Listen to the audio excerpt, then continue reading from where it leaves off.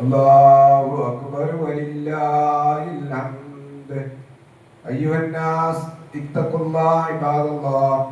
أعوذ بالله من الشيطان الرجيم. بسم الله الرحمن الرحيم. لن ينال الله لحومها ولا دماؤها ولكن يناله التقوى منكم.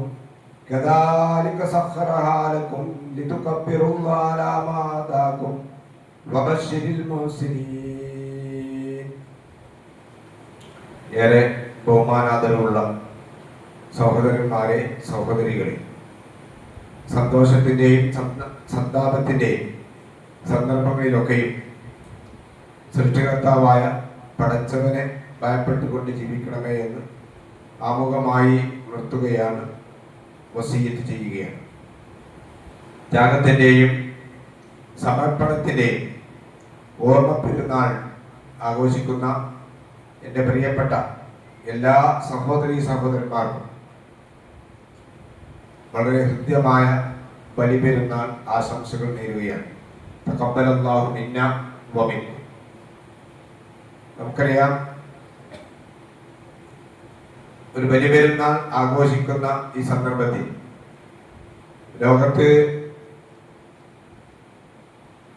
യുദ്ധത്തിന്റെ കാർമേഘം പരിപൂർണമായി നീങ്ങിയിട്ടില്ല എന്ന് നമുക്കറിയാൻ സാധിക്കും. അതുകൊണ്ട് തന്നെ അതിൻ്റെ ഭവിഷ്യത്തുകൾ പല രൂപങ്ങളിലായി നമ്മളടക്കമുള്ള ലോകത്തുള്ള മനുഷ്യർ അനുഭവിച്ചു കൊണ്ടിരിക്കുകയാണ്. പ്രത്യേകിച്ചും GCC രാജ്യങ്ങളിലുള്ള UAE പോലുള്ള രാജ്യങ്ങളിലുള്ള ഇന്ത്യക്കാരായ മലയാളികളായിട്ടുള്ള പ്രവാസികളായിട്ടുള്ള സുഹൃത്തുക്കൾ, സഹോദരന്മാർ, സാധാരണ ജോലി ചെയ്യുന്ന ബിസിനസ്സിൽ ഏർപ്പെട്ടിരിക്കുന്ന ഒട്ടനവധി സഹോദരന്മാർ സാമ്പത്തികമായ പ്രയാസങ്ങൾ നേരിട്ടുകൊണ്ടിരിക്കുന്ന ഒരു സന്ദർഭത്തിലാണ് നമ്മൾ ബലിപെരുന്നാൾ ആഘോഷിക്കുന്നത്. അതുപോലെ തന്നെ ചെറുപ്പക്കാർക്കിടയിൽ തൊഴിൽ രഹിതരായിക്കൊണ്ട് ജീവിക്കുന്ന ഒരു കാലഘട്ടമാണ്. അവരെ പാറ്റകളോട് ഉപമിച്ച് CJP എന്ന ഒരു യുവജന പ്രസ്ഥാനം തന്നെ സോഷ്യൽ മീഡിയകളിൽ 10,000-കണക്കിന് വ്യൂവേഴ്സുകളെ നേടിയെടുക്കുന്ന ഒരു കാലഘട്ടത്തിലുമാണ് നമ്മൾ ജീവിച്ചുകൊണ്ടിരിക്കുന്നത്. ഈ സാഹചര്യത്തിൽ വിശ്വാസികൾ എന്ന നിലയിൽ നമ്മൾ മനസ്സിലാക്കേണ്ടുന്ന ചില കാര്യങ്ങൾ വളരെ ചുരുക്കി സൂചിപ്പിക്കാനാണ് ഉദ്ദേശിക്കുന്നത്. നമുക്കറിയാം, ലോകത്തെ എല്ലാ മതങ്ങളിലും മതമില്ലാത്തവരിലും എല്ലാ രാജ്യങ്ങളിലും വ്യത്യസ്തങ്ങളായിട്ടുള്ള ആഘോഷങ്ങളും കാർണിവലുകളും ഉണ്ട്. ആഘോഷങ്ങളില്ലാത്ത ഒരു മതവുമില്ല, ഒരു സമൂഹവുമില്ല. അത് നമുക്ക് താഴെത്തട്ടിൽ ആദിവാസികളായിട്ടുള്ള ആളുകളുടെ ഇടയിൽ നിന്ന് തുടങ്ങി ആധുനിക യുഗത്തിൽ ജീവിക്കുന്ന സർവ്വ മനുഷ്യരും ഒരു തരത്തിലല്ലെങ്കിൽ മറ്റൊരു തരത്തിലുള്ള ആഘോഷങ്ങൾ നമുക്ക് കാണാൻ സാധിക്കും. പ്രവാചകൻ സല്ലല്ലാഹു അലൈഹി വസല്ലം മദീനയിൽ വന്ന സന്ദർഭത്തിൽ പ്രവാചകൻ സല്ലല്ലാഹു അലൈഹി വസല്ലമിന്റെ ആ കാലഘട്ടങ്ങളിൽ ഉണ്ടായിരുന്ന ജാഹിലിയ്യ കാലഘട്ടങ്ങളിൽ അവിടെയുള്ള ആളുകൾക്ക് രണ്ട് ആഘോഷങ്ങളായിരുന്നു ഉണ്ടായിരുന്നത്. പ്രവാചകൻ സല്ലല്ലാഹു അലൈഹി വസല്ലം അനസ് റളിയല്ലാഹു അൻഹു ഉദ്ധരിക്കുന്ന ഹദീസിൽ കാണാൻ സാധിക്കും. ഖദിമ റസൂലുള്ളാഹി സ്വല്ലല്ലാഹു അലൈഹി വസല്ലം മദീന, പ്രവാചകൻ സല്ലല്ലാഹു അലൈഹി വസല്ലം മദീനയിൽ വന്നു. വലഹും യൗമാനി യൽഅബൂന ഫീഹിമ. ആ കാലഘട്ടങ്ങളിൽ അവർക്ക് കളിച്ച് ആഘോഷിക്കുവാൻ 2 ദിവസങ്ങൾ ഉണ്ടായിരുന്നു. ഫഖാല, അപ്പോൾ റസൂൽ സല്ലല്ലാഹു അലൈഹി വസല്ലം സഹാബിയോട് ചോദിച്ചു, മാ ഹാദാനി യൗമാൻ, ഈ 2 ദിവസങ്ങളിൽ എന്താണ് നിങ്ങൾ ആഘോഷിക്കുന്നുണ്ടല്ലോ? ഖാലു, അവർ പറഞ്ഞു, കുന്നാ നല്ലബു ഫീമാ ഫിൽ ജാഹിലിയ്യ, ജാഹിലിയ്യ കാലഘട്ടങ്ങളിൽ തന്നെ ഈ 2 ദിവസങ്ങൾ ഞങ്ങൾ ആഘോഷമായി ജീവിച്ചിരുന്ന 2 ദിവസങ്ങളാണ്. ഫഖാല റസൂലുള്ളാഹി സ്വല്ലല്ലാഹു അലൈഹി വസല്ലം, അപ്പോൾ റസൂൽ സ്വല്ലല്ലാഹു അലൈഹി വസല്ലം അവരോട് പറഞ്ഞു, ഇന്നല്ലാഹ ഖദ് അബ്ദലകും ബിമാ ഖൈറൻ മിൻഹുമാ, ഇതാ ഈ 2 ദിവസങ്ങൾക്ക് പകരമായി അതിനേക്കാൾ ഉത്തമമായ 2 ദിനങ്ങൾ ഞാൻ നിങ്ങൾക്ക് പകരമായി നൽകുകയാണ്. അതേതാണ്? ഒന്ന് യൗമുൽ അദ്ഹ വ യൗമുൽ ഫിത്ർ, ചെറിയ പെരുന്നാളും ബലിപെരുന്നാളുമാണ് എന്ന് പ്രവാചകൻ സല്ലല്ലാഹു അലൈഹി വസല്ലം നമുക്ക് പഠിപ്പിച്ചു തന്നു. ഒരു ഇസ്ലാമിക സമൂഹം എന്ന നിലയിൽ നമ്മൾ ആലോചിച്ച് നോക്കുക, ഒരു ആഘോഷമില്ലാത്ത ഒരു സമൂഹമാണ് നമ്മളെങ്കിൽ അത് എന്തോ ഒരു തികയാത്ത ഒരു മതമായി നമുക്ക് മനസ്സിലാക്കാൻ സാധിക്കും. കാരണം എല്ലാവരിലും, കുട്ടികളിലും വലിയവരിലും ഒക്കെ ഉള്ള ഒരു കാര്യമാണ് സന്തോഷിക്കുക, ആഹ്ലാദിക്കുക എന്നുള്ളത്. ഈ രണ്ട് ആഘോഷങ്ങളെയും ഇസ്ലാം പകരമായി നൽകിയിരിക്കുന്നത് രണ്ട് വലിയ ഉദ്ദേശങ്ങളോട് കൂടിയാണ്, വലിയ ലക്ഷ്യങ്ങളോട് കൂടിയാണ്. ആഘോഷങ്ങൾക്ക് വേണ്ടിയുള്ള ആഘോഷമല്ല ഇസ്ലാമിലുള്ളത്. അത് നമ്മൾ കൃത്യമായി മനസ്സിലാക്കുക. ഇന്ന് പൊതുസമൂഹത്തിൽ നടക്കുന്ന ഏത് ആഘോഷങ്ങളും നിങ്ങൾ പരിശോധിച്ച് നോക്കുക, അത് ആഘോഷത്തിന് വേണ്ടിയുള്ള ആഘോഷമായിരിക്കും. എന്നാൽ ഇസ്ലാം പഠിപ്പിച്ചു തരുന്ന ഈദുൽ ഫിത്തറും ഈദുൽ അദ്ഹയും അതിന് വളരെ കൃത്യമായ ഒരു ലക്ഷ്യവും അതുപോലെ തന്നെ അതിന് ചില സിംബലുകളും ലോകത്തിന് പഠിപ്പിക്കാനുണ്ട് എന്നുള്ളതാണ്. നമുക്കറിയാം ബലി പെരുന്നാളാണെന്ന്. ചില ആളുകൾ പറയാറുണ്ട് വലിയ പെരുന്നാളാണ്. അത് രണ്ടും വ്യത്യാസമുണ്ട്. യഥാർത്ഥത്തിൽ ഇത് വലിയ പെരുന്നാളല്ല, ബലി പെരുന്നാളാണ്. ഈദുൽ അദ്ഹ, അദ്ഹ എന്ന് പറഞ്ഞാൽ ഖുർബാൻ, ബലി അറുക്കുന്ന പെരുന്നാൾ. പിന്നെ വലിയ പെരുന്നാൾ എന്ന് വരാനുള്ള ഒരു കാരണം, ചെറിയ പെരുന്നാൾ ഈദുൽ ഫിത്തർ ഒരു ദിവസമാണ് ആഘോഷിക്കുക. അതാണ് ഇസ്ലാം നമുക്ക് പഠിപ്പിച്ചത്. എന്നാൽ ബലി പെരുന്നാളാണെങ്കിൽ അത് 4 ദിവസമാണ് ആഘോഷിക്കേണ്ടത്. ചില ആളുകൾ പറയും 7 ദിവസമാണ്. 7 ദിവസമല്ല, 4 ദിവസമാണ് ബലി പെരുന്നാൾ ആഘോഷിക്കേണ്ടത്. ഒന്ന് ദുൽഹജ്ജ് 10-നും പിന്നെ അതിന് ശേഷമുള്ള അയ്യാമത്ത് ശരിക്കിന്റെ 3 ദിവസവും, ദുൽഹിജ്ജ 11, 12, 13. അപ്പൊ 4 ദിവസം ബലി പെരുന്നാൾ. അപ്പൊ ചെറിയ പെരുന്നാളിനേക്കാൾ കുറച്ച് വലിയതായത് കൊണ്ടായിരിക്കാം ചിലപ്പോൾ വലിയ പെരുന്നാൾ എന്ന് പറയുന്നത്.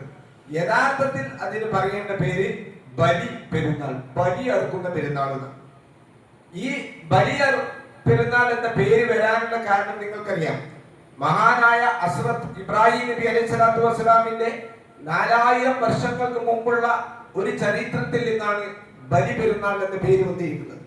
നമുക്കറിയാം മഹാനായ ഇബ്രാഹിം നബി അലൈഹി സ്വലാത്തു വസ്സലാം ഖലീലുള്ള, പടച്ച തമ്പുരാന്റെ എല്ലാ കൽപ്പനകളും എല്ലാ പരീക്ഷണങ്ങളും വിജയം വരിച്ച ആ ഖലീലുള്ള ഇബ്രാഹിം നബി അലൈഹി സ്വലാത്തു വസ്സലാമിന്റെ ത്യാഗസ്മരണയാണ് യഥാർത്ഥത്തിൽ ബലി പെരുന്നാൾ. പടച്ച തമ്പുരാന്റെ പ്രീതിക്ക് വേണ്ടി സർവസ്വവും സമർപ്പിക്കാൻ പടച്ചവൻ എന്താണോ തന്നോട് പറഞ്ഞിരിക്കുന്നത് അത് എല്ലാം ശിരസ വഹിക്കാൻ തയ്യാറായ മഹാനായ ഖലീലുള്ള, അള്ളാഹുവിന്റെ കൂട്ടുകാരൻ എന്ന് അള്ളാഹു വിശേഷിപ്പിച്ചിരിക്കുന്ന ഇബ്രാഹിം നബി അലൈഹി സ്വലാത്തു വസ്സലാമിന്റെ ജീവിതമാണ്, ത്യാഗമാണ്, സമർപ്പണമാണ് യഥാർത്ഥത്തിൽ ബലി പെരുന്നാൾ. നമുക്കറിയാം മഹാനായ ഇബ്രാഹിം നബി അലൈഹി സ്വലാത്തു വസ്സലാമിനെ അള്ളാഹു പരീക്ഷിച്ചു. പല പരീക്ഷണങ്ങളുണ്ട്. അതിലൊരു പരീക്ഷണം, അദ്ദേഹം പ്രവാചകനായിട്ട് പോലും മക്കളെ നൽകിയില്ല എന്നുള്ള പരീക്ഷണം. നമ്മൾ ആലോചിച്ച് നോക്കൂ, മക്കളില്ലാത്ത ആളുകൾക്ക് ഉണ്ടാവുന്ന വിഷമം, അവർക്കുണ്ടാവുന്ന മനപ്രയാസം, അത് മുഴുവനായി അനുഭവിച്ച ഒരു വ്യക്തിയായിരുന്നു ഇബ്രാഹിം നബി അലൈഹി സ്വലാത്തു വസ്സലാം. അദ്ദേഹത്തിന്റെ വാർദ്ധക്യ കാലത്തുണ്ടാകുന്ന ഇസ്മായിൽ എന്ന് പറയുന്ന ആ മകനെ പടച്ച തമ്പുരാൻ അള്ളാഹുവിന്റെ മാർഗത്തിൽ ബലി കൽപ്പിക്കണമെന്നാണ് വിശുദ്ധ ഖുർആനിലൂടെ ഇബ്രാഹിം നബി അലൈഹി സ്വലാത്തു വസ്സലാമിനോട് സൂചിപ്പിക്കുന്നത്. പക്ഷേ അതാണ് ഇബ്രാഹിം നബി. ഇബ്രാഹിം നബി എന്ന് പറഞ്ഞാൽ ഇബ്രാഹിം നബി അലൈഹി സ്വലാത്തു വസ്സലാം അള്ളാഹ് എന്താണോ പറഞ്ഞത് അത് അക്ഷരം പ്രതി അനുസരിച്ച മഹാനായ പ്രവാചകനാണ് ഖലീലുള്ള. വിശുദ്ധ ഖുർആൻ പറയുന്നത്, പ്രവാചക ഇബ്രാഹിം നബിയോട് പറയാണ്, ഇബ്രാഹിമേ താങ്കൾ ആ സ്വപ്നം യാഥാർത്ഥ്യമാക്കിയിരിക്കുന്നു. സ്വപ്നത്തിലാണ് കാണിച്ചു കൊടുത്തത് മകൻ അറുക്കണമെന്നുള്ളത്. ഇസ്മായിൽ നബി അറുക്കുന്ന ആ സ്വപ്നം താങ്കൾ യാഥാർത്ഥ്യമാക്കിയിരിക്കുന്നു. സൂറത്ത് സ്വാഫാത്തിൽ അല്ലാഹു വിശദീകരിച്ച് പറയുന്നത് ഇങ്ങനെയാണ് മുഹ്സിനീങ്ങളായിട്ടുള്ള സുഹൃതം ചെയ്യുന്ന ആളുകൾക്ക് നാം പ്രതിഫലം നൽകുന്നത്. ഇത് വ്യക്തമായ ഒരു പരീക്ഷണം മാത്രമായിരുന്നു, അല്ലാതെ മകനെ ബലിയെടുക്കാൻ അല്ലാഹു പറയില്ല. ഇസ്ലാമിൽ അങ്ങനെയില്ല. നരബലി ഇസ്ലാം അംഗീകരിക്കുന്ന കാര്യവുമല്ല. പക്ഷേ ആ പ്രവാചകനോടുള്ള ഒരു പരീക്ഷണമായിരുന്നു. സ്വന്തം കുഞ്ഞിനെ, അതും വാർദ്ധക്യ കാലഘട്ടങ്ങളിൽ ഉണ്ടായ കുഞ്ഞിനെ ബലിയെടുക്കണമെന്ന് അദ്ദേഹം അതിന് തയ്യാറായി. അല്ലാഹു പറയുന്നു, മഹത്തായ ഒരു മൃഗത്തെ കൊണ്ട് അതിന് ഇബ്രാഹിം നബി അലൈഹി സ്വലാത്തു വസ്സലാം ദണ്ഡം കൊടുക്കുകയും ചെയ്തു. ഈ ചരിത്രമാണ് സത്യത്തിൽ ബലി പെരുന്നാളിന്റെ ചരിത്രം. ഇബ്രാഹിം നബി അലൈഹി സ്വലാത്തു വസ്സലാം സ്വന്തം പുത്രനെ ബലിയെടുക്കുവാൻ തയ്യാറായതിനെ അനുസ്മരിച്ചുകൊണ്ടാണ് വിശ്വാസികളായിട്ടുള്ള ആളുകൾ ബലി പെരുന്നാളിന് ബലിമൃഗത്തെ അറുക്കണമെന്നുള്ള ചരിത്രം നമുക്ക് പഠിപ്പിച്ചിരുന്നു. ഇസ്ലാമിലെ ബലി എന്ന് പറയുമ്പോൾ അത് ത്യാഗത്തിന്റെ ചരിത്രമാണ്. തീർച്ചയായും ത്യാഗത്തിന്റെയും സമർപ്പണത്തിന്റെയുമാണ്. സമർപ്പിക്കുകയാണ്.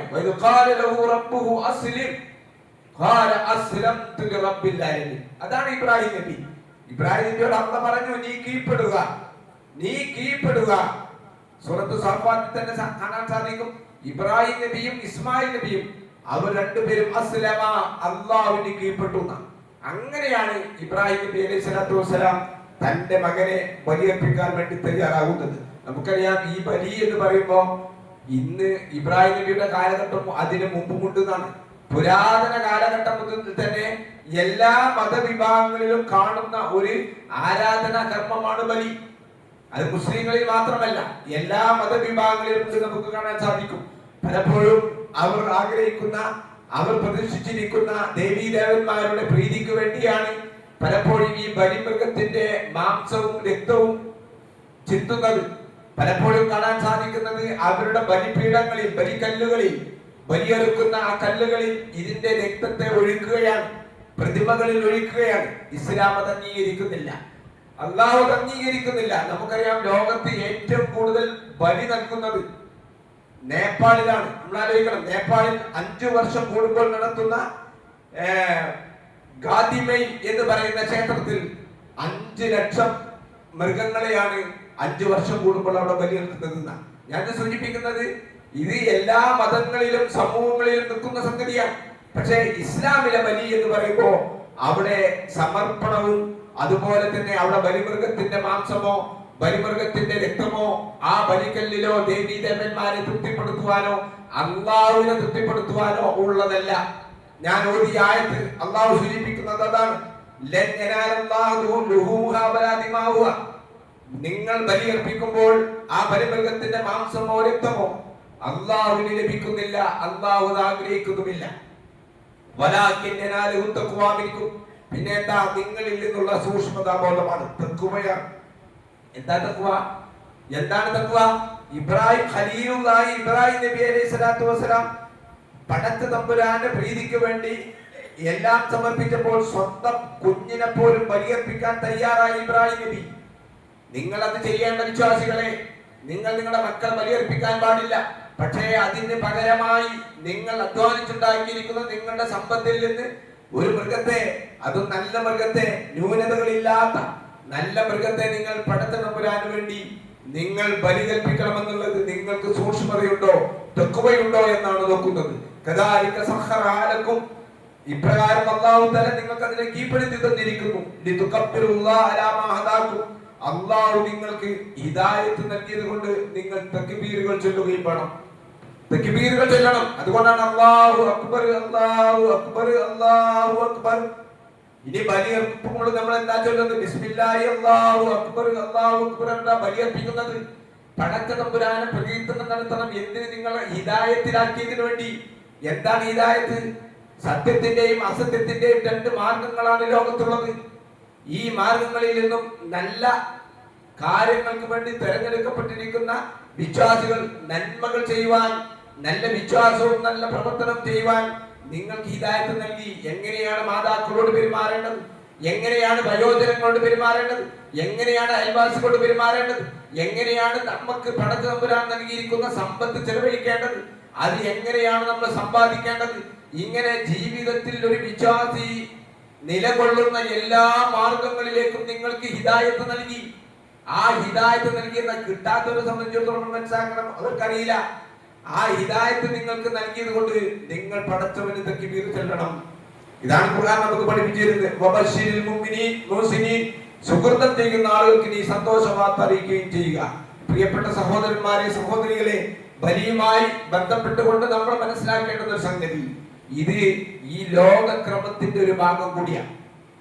പലപ്പോഴും പറയാറുണ്ട് ആളുകൾ, ഈ മൃഗങ്ങളെ അല്ലെങ്കിൽ ജീവികളെ കൊന്നിട്ട് ഭക്ഷണം കഴിക്കാൻ പറ്റുമോ, അതൊരു ശരിയായ മാർഗമാണോ എന്ന് പറയുന്ന ആളുകൾക്ക്. നിങ്ങൾ ആലോചിച്ച് നോക്കുക, ഈ ലോകക്രമം എന്ന് പറഞ്ഞാൽ ഈ ലോകത്ത് സസ്യങ്ങൾ വളർന്നു വരുന്നു, ഭൂമിയിൽ സസ്യങ്ങൾ വളർന്നു വരുന്നു. ഈ സസ്യങ്ങൾ ഭക്ഷിച്ചുകൊണ്ടാണ് ജീവജാലങ്ങൾ വളർന്നു വരുന്നത്. എല്ലാ ജീവജാലങ്ങളും, ചില ജീവജാലങ്ങൾ, ചില മൃഗങ്ങളെ തന്നെ ഭക്ഷിച്ചുകൊണ്ട് ജീവിക്കുന്നു. ഇങ്ങനെ ഒരു ചക്രമാണ്. അതിൽ മനുഷ്യരുണ്ട്. മനുഷ്യനിൽ വ്യത്യാസം എന്താ? മനുഷ്യനെ സംബന്ധിച്ചിടത്തോളം അത് ഒരു മിശ്ര ബുക്കായിക്കൊണ്ടാണ് പടച്ച തമ്പുരാൻ ഇവിടെ സംവിധാനിച്ചിരിക്കുന്നത്. നിങ്ങൾക്കറിയല്ലോ, ഇപ്പൊ മൃഗങ്ങളുടെ കൂട്ടത്തിൽ സിംഹവും പുലിയും കടുവയും എല്ലാം അവ മാംസബുക്കുകളാണ്. അവരൊരിക്കലും സസ്യാഹാരങ്ങൾ കഴിക്കൂല. അവയുടെ പല്ലുകൾ അങ്ങനെയാണ് സൃഷ്ടികർത്താവായ പടച്ച തമ്പുരാൻ സംവിധാനിച്ചിരിക്കുന്നത്. എന്നാൽ ആട്, അതുപോലെ തന്നെ പശു, അതുപോലെ തന്നെ മാൻ പോലുള്ള ജീവജാലങ്ങൾ, മൃഗങ്ങൾ, അവ സസ്യബുക്കുകളാണ്. അവരൊരിക്കലും മാംസം കഴിക്കൂല. അവ പുല്ലുകളും ഇലകളും കഴിച്ചുകൊണ്ടാണ് ജീവിക്കുന്നത്. എന്നാൽ അവയുടെ പല്ലുകൾ അങ്ങനെയാണ്, അവയുടെ ആമാശയങ്ങൾ അങ്ങനെയാണ് സംവിധാനിച്ചിരിക്കുന്നത്. എന്നാൽ മനുഷ്യനോ? മനുഷ്യൻ ഇത് രണ്ടും കഴിക്കാൻ പറ്റാവുന്ന രൂപത്തിലാണ് അവനെ സൃഷ്ടിച്ചിരിക്കുന്നത്. അവന്റെ പല്ലുകൾ നിങ്ങൾ ചോദിച്ചു നോക്കുക. മനുഷ്യരുടെ പല്ലുകൾ രണ്ടു തരം പല്ലുകളാണ്. ഈ രണ്ടു തരം പല്ലുകളെ സൃഷ്ടിച്ചതിൽ തന്നെ അവൻ മിശ്രമുക്കാണ്. അവന് മാംസാഹാരവും അതുപോലെ തന്നെ സസ്യാഹാരവും കഴിക്കാം. ഇനി നിങ്ങൾ നോക്കൂ, ലോകത്ത് ഈ മൃഗങ്ങളെ പടച്ച തമ്പുരാൻ സംവിധാനിച്ചിരിക്കുന്നത് അതുകൊണ്ടുള്ള നേട്ടങ്ങൾ എത്രയെന്ന് അറിയോ? വലിയ വലിയ നേട്ടങ്ങളാവും. ചില രാജ്യങ്ങളുടെ സമ്പദ് വ്യവസ്ഥയെ തന്നെ നിയന്ത്രിക്കുന്നത് കന്നുകാലികളാണ്. അവിടെ നിന്നും കയറ്റി അയക്കുന്ന ആ മൃഗങ്ങളുടെ പാല്, അതിന്റെ മാംസം, അതിന്റെ രോമം, അതിന്റെ തോല്, അതുകൊണ്ട് ജീവിക്കുന്ന ആളുകളുണ്ട്. ഒരു മനുഷ്യന് ലോകത്ത് ഒരു മൃഗങ്ങളെയും ഭക്ഷിക്കുന്നില്ല എന്ന് വിചാരിച്ചാൽ, അങ്ങനെ തീരുമാനിച്ചാൽ എന്തായിരിക്കും സംഭവിക്കുന്നത്? നമ്മുടെ ചില സംസ്ഥാനത്ത് അതിന്റെ ചരിത്രങ്ങൾ നിങ്ങൾ കണ്ടിട്ടുണ്ടായിരിക്കും. ഇത് ഈ ലോകത്ത് പടച്ച തമ്പുരാൻ മനുഷ്യനും വേണ്ടി സൃഷ്ടിച്ചിരിക്കുന്നതാണ് എന്നുള്ളത് ആലോചിച്ചാൽ മനസ്സിലാക്കാൻ സാധിക്കും. മാത്രമല്ല, മനുഷ്യന്റെ ആമാശയവും ദഹന പ്രക്രിയയും മാംസാഹാരവും കൂടി കഴിക്കാൻ പറ്റാവുന്ന രൂപത്തിലാണ്. നിങ്ങൾ ആലോചിച്ച് നോക്കൂ, ഈ മതപരമായി യാതൊരു ചിഹ്നവുമില്ലാത്ത, യാതൊരു ചിന്തയുമില്ലാത്ത ആഫ്രിക്കൻ വനാന്തരങ്ങളിൽ ആളുകൾ തിന്നുന്നത് എന്താ? കൈക്കറികൾ തിന്നും. അവർ വേട്ടയാടി മൃഗങ്ങളെയാണ് തിന്നുന്നത്. ഇത് മനുഷ്യ സഹജമായ ഒരു സംഗതിയായി മനുഷ്യരുടെ ചരിത്രം പരിശോധിക്കുമ്പോൾ നമുക്ക് മനസ്സിലാക്കാൻ സാധിക്കും. എന്നാൽ ഏതെങ്കിലും ചില ആളുകൾക്ക്, നമ്മുടെ രാജ്യത്ത് ജീവിക്കുന്ന മതവിഭാഗങ്ങളിൽപ്പെട്ട ആളുകൾക്ക് ഏതെങ്കിലും മൃഗത്തോട് പ്രത്യേകമായ ബഹുമാനവും ആദരവും ഉണ്ട്. അതിനെ അറുക്കുന്നതൊക്കെ അവർക്ക് ഇഷ്ടമല്ല എങ്കിൽ നമ്മൾ മുസ്ലിങ്ങൾ എന്ന നിലയിൽ അതിൽ നിന്നും അല്പം മാറി നിൽക്കുന്നത് തെറ്റായ ഒരു കാര്യം കൂടിയല്ല എന്ന് സാന്ദർഭികമായി നമ്മൾ സൂചിപ്പിക്കാം. അവർ പശുക്കളെ ബഹുമാനിക്കുകയും ആദരിക്കുകയും ചെയ്യുന്ന ഒരു വിഭാഗം ഈ രാജ്യത്തുണ്ട് എങ്കിൽ പശുക്കളെ തന്നെ അറുക്കണം എന്നുള്ള വാശി മുസ്ലിങ്ങൾക്ക് ആവശ്യവുമില്ല. മറ്റു മൃഗങ്ങളെ തേടാവുന്നതാണ്. പ്രവാചകന്റെ ഹദീസുകളിലൊക്കെ കാണാൻ സാധിക്കുന്നത് പ്രവാചകൻ സല്ലല്ലാഹു അലൈഹി വസല്ലം ഉദൂഹിയ്യത്ത് അറുത്തതും അതുപോലെ തന്നെ അഖീഖ അറുത്തതും ആടുകളായിരുന്നു എന്നാണ് സൂചിപ്പിക്കുന്നത്. നമ്മൾ അതിലേക്ക് മാറണം.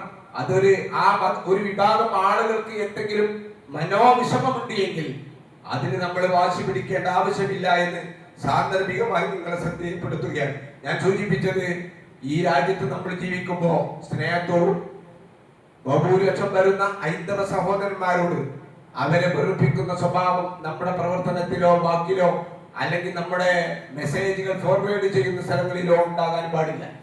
തീർത്തും സൗഹാർദ്ദപരമായി സഹകരണത്തോടുകൂടി സഹവർത്തിത്വത്തോടുകൂടിയാണ് ഈ നാട്ടിലെ മുഴുവൻ മനുഷ്യരോടും, പ്രത്യേകിച്ചും ഹൈന്ദവ സഹോദരന്മാരോട് കൂടെ ജീവിക്കേണ്ടതെന്ന് സൂചിപ്പിക്കുകയാണ്.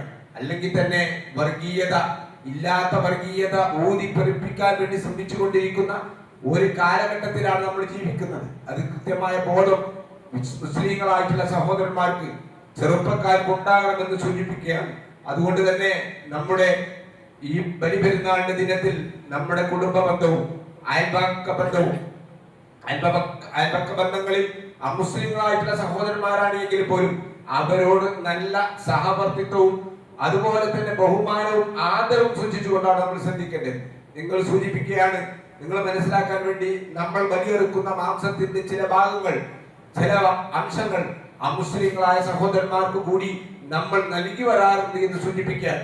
അങ്ങനെ മനുഷ്യരെ അകറ്റുവാനല്ല, ജാതിയുടെയും മതത്തിന്റെയും പേരിൽ അകറ്റാൻ വേണ്ടിയല്ല, അവരെ മനുഷ്യരെ പരമാവധി ഒരുമിപ്പിച്ചു കൊണ്ടുപോകാനാണ് ഓരോ വിശ്വാസിയും ശ്രദ്ധിക്കേണ്ടത് സൂചിപ്പിക്കുക. ഞാൻ സൂചിപ്പിച്ചത് നമ്മുടെ അയൽപക്ക ബന്ധങ്ങൾ, നമ്മുടെ മറ്റുള്ള സുഹൃബന്ധങ്ങൾ ഉണ്ടാകും. അവരോടൊക്കെ മതപരമായി നല്ല മര്യാദയും സൗഹാർദ്ദവും കാത്തു സൂക്ഷിക്കാൻ നമ്മൾ ശ്രദ്ധിക്കണം. ഞാൻ അവസാനിപ്പിക്കുകയാണ്. ഇബ്രാഹിം നബി അലൈഹി സ്വലാത്തു വസ്സലാമിനെ കുറിച്ച് ഓർക്കുന്ന സന്ദർഭത്തിൽ നമ്മൾ മനസ്സിലാക്കേണ്ട ഒരു സംഗതി, ഇസ്ലാമികമായ ചുറ്റുപാടിൽ നമ്മൾ വളർന്നു വരിക എന്നുള്ളതാണ്. മഹാനായ ഇബ്രാഹിം നബി അലൈഹി സ്വലാത്തു വസ്സലാമിന്റെ ജീവിതം അങ്ങനെയായിരുന്നു. ഇബ്രാഹിം നബി അലൈഹി സ്വലാത്തു വസ്സലാമിന്റെ ഭാര്യ, എന്റെ സഹോദരിമാർ ശ്രദ്ധിക്കണം, മഹാനായ ഇബ്രാഹിം നബി അലൈഹി സ്വലാത്തു വസ്സലാമിന്റെ അത്ര തന്നെ സൗന്ദര്യമില്ലാത്ത ഭാര്യയായിരുന്നു ഹാജറ. ആ ഹാജറ റളിയല്ലാഹു അൻഹ ലോക ചരിത്രം നിലനിൽക്കുന്ന കാലത്തോളം, മുസ്ലിങ്ങൾ ഈ ലോകത്ത് നിലനിൽക്കുന്ന കാലത്തോളം ഹാജറ എന്ന് പറയുന്ന കാഫിരിയായ ആ സഹോദരിയെ ഓർക്കാതെ ലോകത്തുള്ള വിശ്വാസികൾക്ക് ഹജ്ജ് കർമ്മം നിർവഹിക്കാൻ സാധിക്കുകയില്ല, ഉംറ കർമ്മം നിർവഹിക്കാൻ സാധിക്കുകയില്ല. കാരണം എന്താ? തന്റെ പൊന്നോമന പുത്രന് വേണ്ടി സഫാ മർവകൾക്കിടയിൽ 7 പ്രാവശ്യം ഓടിയത് ഓരോ ഹജ്ജാജിയും ഓർക്കാതിരിക്കാൻ പറ്റുകയില്ല. അതുകൊണ്ട് സഹോദരന്മാർ ശ്രദ്ധിക്കുക, തന്റെ ഭർത്താവിന് അനുസരണയുള്ള, തന്റെ ഭർത്താവിന്റെ ആദർശത്തിനനുസരിച്ച് കൊണ്ട് ജീവിച്ച ഒരു സഹോദരിയായിരുന്നു ഹാജറ ബീവി. പ്രവാചക സല്ലല്ലാഹു അലൈഹി വസല്ലം ഹാജറ റളിയല്ലാഹു അൻഹു ചോദിക്കുന്ന ചോദ്യമുണ്ടല്ലോ ഇബ്രാഹിം നബി അലൈഹി സ്വലാത്തു വസ്സലാമിനോട്, മക്കയിൽ ഉപേക്ഷിച്ചു പോകുന്ന സന്ദർഭത്തിൽ അല്ലാഹു ബി അമറക ഹദാ, അല്ല ഇബ്രാഹിം, നിങ്ങൾ എന്നെയും ഈ ചോര പൈതൽ ഇസ്മായിലിനെയും ഇവിടെ വിട്ടേച്ച് താങ്കൾ പോകുകയാണോ? ഈ ഒരു ചോദ്യമാണുള്ളത്. ഇബ്രാഹിം നബി അലൈഹി സ്വലാത്തു വസ്സലാം തിരിഞ്ഞുകൊണ്ട് പറഞ്ഞു, അതേ ഹാജറ, അല്ലാഹുവിന്റെ കൽപ്പനയാണ്, എങ്കിൽ നിങ്ങൾ പോകുക, എങ്കിൽ നിങ്ങൾ പോകുക. പടച്ച തമ്പുരാൻ ഞങ്ങൾക്ക് എന്തെങ്കിലും ഒരു മാർഗം കാണിച്ചു തരും. നിങ്ങൾ ആലോചിച്ച് നോക്കുക, അതാണ് ഒരു ഭർത്താവിന് തന്റെ ഭാര്യയിൽ നിന്ന് കിട്ടേണ്ടത്. വിധേയത്വം വേണം, അനുസരണം വേണം. ആ ഭർത്താവിന്റെ ആദർശം അനുസരിച്ചുകൊണ്ട് ജീവിക്കുന്ന ഭാര്യ ആയിരിക്കണം. അതുപോലെ തന്നെ എന്റെ ചെറിയ കുട്ടികളെ, മക്കളെ നിങ്ങൾ ശ്രദ്ധിക്കുക, മാതാപിതാക്കൾക്കും മാതാവിനും പിതാവിനും അനുസരണയുള്ള, മാതാവും പിതാവും പറയുന്നതനുസരിച്ച് കൊണ്ട് ജീവിക്കുന്ന മക്കളായി നമ്മൾ വളരണം. പലപ്പോഴും നമ്മുടെ മാതാപിതാക്കൾക്ക് നിന്ന് പരാതി എന്താ? മക്കള് പറഞ്ഞാൽ കേൾക്കുന്നില്ല. അവിടെയാണ് ഇസ്മായിൽ നമ്മൾ ഓർക്കേണ്ടത്. അവിടെയാണ് ഇബ്രാഹിം നബി അലൈഹി സ്വലാത്തു വസ്സലാമിന്റെ കുടുംബത്തെ നമ്മൾ ഓർക്കേണ്ടത്. ഇസ്മായിൽ നബി അലൈഹി സ്വലാത്തു വസ്സലാമിനോട് ഇബ്രാഹിം നബി ബലിയെറുക്കുന്ന കാര്യം കൂടിയാലോചിക്കുന്നുണ്ട്. ഒരു ബാപ്പ മകനോട് കൂടിയാലോചിക്കാം, എന്താ എന്റെ അഭിപ്രായം? അദ്ദേഹം പറഞ്ഞത്,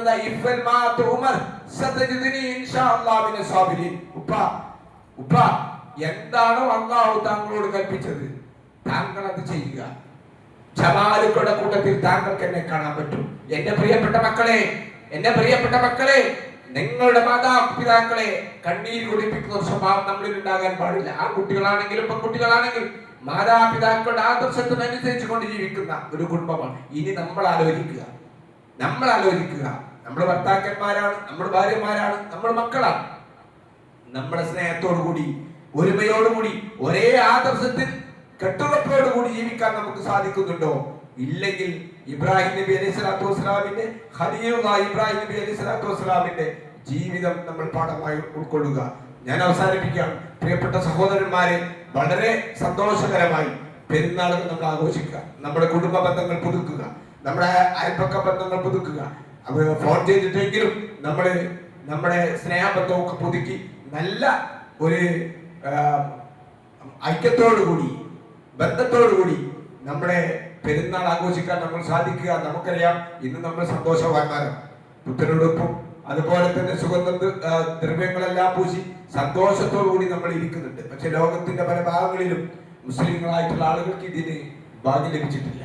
നമുക്കറിയാം, ഇറാനിന്റെ ഭാഗത്ത്, അതുപോലെ തന്നെ ഫലസ്തീൻ, ലെബനോനിൽ ഇന്നലെ രാത്രി പോലും ഇസ്രായേൽ എന്ന് പറയുന്ന രാജ്യം ബോംബിട്ട് ഒരുപാട് ആളുകളെ കൊന്നിരിക്കുകയാണ്. ഇങ്ങനെ കലുഷിതമായ ഒരു ലോകത്താണ് നമ്മൾ ജീവിക്കുന്നത്. പക്ഷേ സമാധാനപരമായി സന്തോഷത്തോടു കൂടി നമ്മൾ പെരുന്നാൾ ആഘോഷിക്കുമ്പോൾ അവരെ കൂടി നമ്മൾ ഓർക്കണം. റഹ്മാനായ തമ്പുരാനെ, ലോകത്ത് പ്രയാസങ്ങൾ അനുഭവിച്ചു കൊണ്ടിരിക്കുന്ന എല്ലാ സഹോദരന്മാർക്കും സമാധാനവും ശാന്തിയും നൽകി അനുഗ്രഹിക്കണേ തമ്പുരാനെ. ലോകത്തിന്റെ പല ഭാഗങ്ങളിലും പ്രയാസങ്ങളും ബുദ്ധിമുട്ടുകളും അനുഭവിക്കുന്ന മനുഷ്യർക്ക് അവർക്കൊക്കെ നീ സമാധാനവും ശാന്തിയും നൽകി അനുഗ്രഹിക്കണേ തമ്പുരാനെ. ഞങ്ങളിൽ നിന്ന് ഈ ബലിപെരുന്നാളിൽ സന്തോഷത്തോടു കൂടി വരാൻ സാധിക്കാത്ത ഒരുപാട് സഹോദരന്മാരുണ്ട്. വിദേശങ്ങളിൽ ജോലി ചെയ്യുന്ന ആളുകളുണ്ട്. അവരുടെ മനസ്സ് ഇവിടെയും ശരീരം അവിടെയുമായി അവരുടെ ജീവിതത്തിൽ, അവരുടെ ബിസിനസ്സിൽ, അവരുടെ ഏർപ്പാടിൽ നീ ഹൈറും ബർക്കത്തും നൽകി അനുഗ്രഹിക്കണേ തമ്പുരാനെ. ഞങ്ങളിൽ നിന്ന് ഇവിടെ പങ്കെടുക്കാൻ പറ്റാത്ത പല ആളുകൾ രോഗികളായി കിടക്കുന്നുണ്ട്. വീട്ടിലുണ്ട്, ആശുപത്രികളിലുണ്ട്. റഹ്മാനായ തമ്പുരാനെ, രോഗികളായി കിടക്കുന്ന, വീട്ടിലും ആശുപത്രികളിലും ഒക്കെ കിടക്കുന്ന സഹോദരന്മാരുടെ രോഗങ്ങൾ ശിഫ നൽകി നീ അനുഗ്രഹിക്കണേ തമ്പുരാനെ. ഞങ്ങളിൽ നിന്നും നേരത്തെ ഇവിടെ പറഞ്ഞു പോയിരിക്കുന്ന ഞങ്ങളുടെ പ്രിയപ്പെട്ട മാതാപിതാക്കൾ, ദേശാനിയന്മാർ, സഹോദരന്മാർ, സഹോദരികൾ, ഭാര്യമാർ, ഭർത്താക്കന്മാർ, റഹ്മാനായ തമ്പുരാനെ അവർക്ക് നീ മഗ്ഫിറത്തും മർഹമത്തും നൽകി അനുഗ്രഹിക്കണേ തമ്പുരാനെ. സന്തോഷകരമായ ഒരു പെരുന്നാൾ ആഘോഷിക്കുവാൻ ലോകത്തുള്ള മുഴുവൻ സഹോദരന്മാർക്കും നീ സൗഭാഗ്യം നൽകണേ തമ്പുരാനെ. അല്ലാഹു ലിൽ മുഅ്മിനീന വൽ മുഅ്മിനാത്ത് വൽ മുസ്ലിമീന വൽ മുസ്ലിമാത്ത് ഇന്നക മുജീബുദ്